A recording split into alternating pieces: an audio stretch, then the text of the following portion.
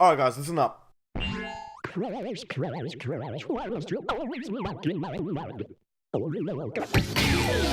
Crash Bandicoot Warped! Rush Bandit Cunt 3, The Warning. In case you didn't know, Crash Warped is fucking amazing. If you didn't know that, you must be a caveman, like this fine gentleman here. This game is so good. Okay, I'll shut up. I played Crash 1 after I played Crash 2, and I played Crash 2 after I played Crash 3. This was one of the first games I ever played, and what a way to start. Crash 3 is full of new level concepts and experimenting with the game mechanics such as the power-ups. And this list, fucking hell man, was hard to make.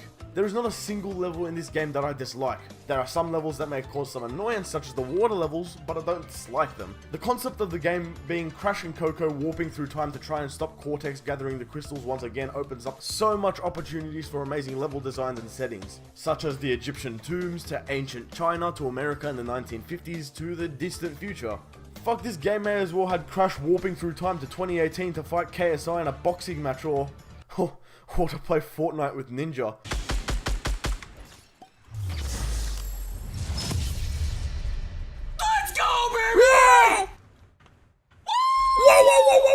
Three levels that didn't make the list is Double Header, Rings of Power, and Making Waves. Nevertheless though, get your Maverick merch, get some popcorn, and...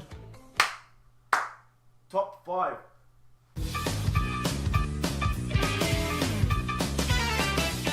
Road Crash. Apparently not a lot of people are big fans of the bike levels in Crash 3. I mean, they must have been iconic enough to warrant Naughty Dog to brand the cover art of the game to these levels. I don't know. I think these levels are fun to play, relatively challenging, and overall atmospheric. There are 3 other levels which take place in similar settings, however I found that Road Crash to be my favourite, merely because it looks awesome. I love the moonlight's reflection on the asphalt, and the overall colour in this level looks spectacular. I guess if we're not judging on how the level looks, then I would probably have chosen the secret level Area 51, ? But look how nice this level looks, definitely one of the best looking levels in the Insane Trilogy. I also love the music for Road Crash as it gives off that mid-20th century vibe. Wait a second, in the first game, 2 of the levels were called Hog Wild and Whole Hog. In this game, Crash is also technically riding a hog. Maybe they wanted Crash to be the 5th member of Wild Hogs. Future Tense. Do you reckon Fortnite will still be a thing in the distant future? I reckon they'll make a Fortnite 2, featuring Default Dance 2.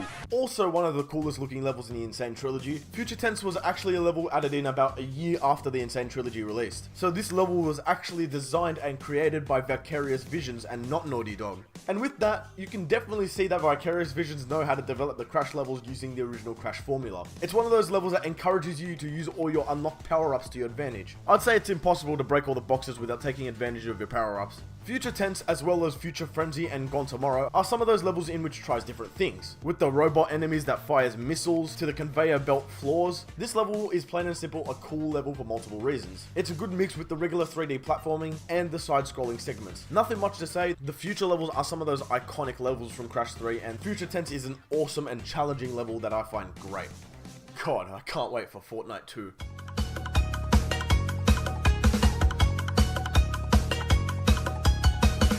Orient Express and Midnight Run, otherwise known as Coco's Dim Sim Delivery Adventure. You know how it is. 3rd Crash game, 3rd time the animal riding levels have appeared on the list. Thankfully this time it doesn't show Crash about to do some questionable things to Polar, however shows Coco looking like a short-tempered single mum waiting to talk to the manager. There's nothing new that I can really say about this level. I explained it in the last 2 videos on why the animal riding levels in Crash are so good and so memorable.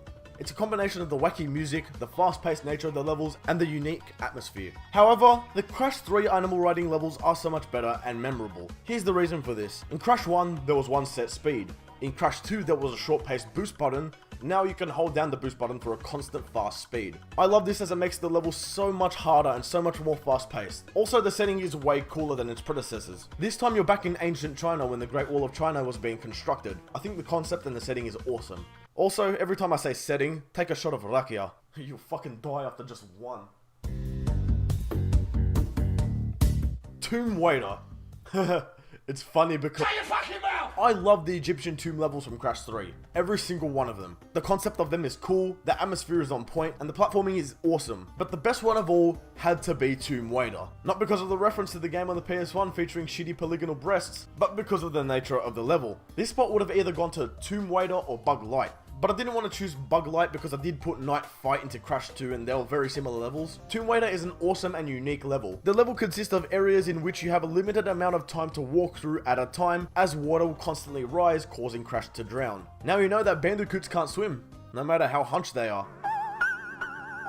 It's quite a stressful level as you have to have good timing and know when to rush or not. No, before you even open your little mouth, no. I did not get scared of this level like I did with Unbearable and Crash 2. Shut your dirty mouth. Such an awesome level, and either playing the level normally, getting all the boxes, doing the death route, or the time trial, the level is just as fun either way. It also encourages you to use your power-ups such as the tornado spin to get past obstacles quicker. There is one problem with the Egyptian tomb levels. Explain to me why there's a man spraying a flamethrower from side to side in an Egyptian tomb. This logic doesn't even make any sense. This is so sad.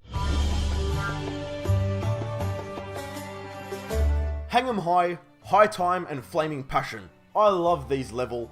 Wait a second, why does my script say I love these level? Fucking 18 years old and this is how I do grammar. Bro, my word.exe didn't even give me a grammar error.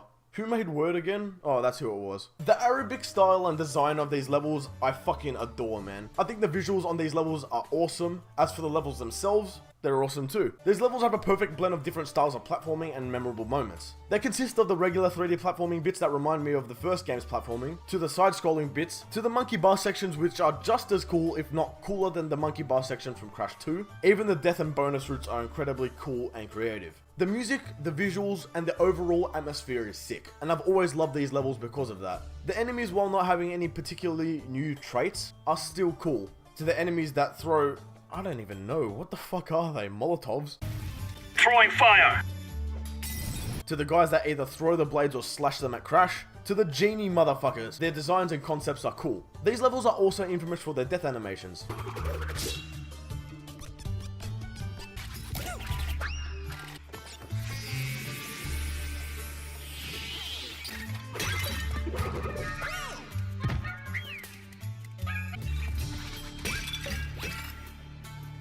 I know, I haven't really talked about the death animations in these lists except for Behaving in Crash 2.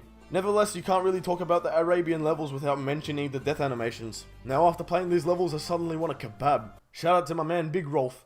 And... that's it. Even though I put the Arabian levels in my number 1 spot, it barely made it. I love Crash too much, but I love Crash Warped even more. This was such a close list, and whether playing the levels normally, doing the relics, or breaking all the boxes, this game is just amazing to me. And I love all the levels. Like I said, it was an extremely hard list to work on, and replaying it, I had to judge the levels on the atmosphere, the visuals, the music, and overall how much I enjoyed the levels. That might make this list a little biased and convoluted, but still, Crash Warped is one of my favorite games of all time. So that's it for the top 5 Crash level series. I really hope you guys enjoyed it. Use code IWANNABETRACER for 5% off your G.Skill purchases, and suck my ass.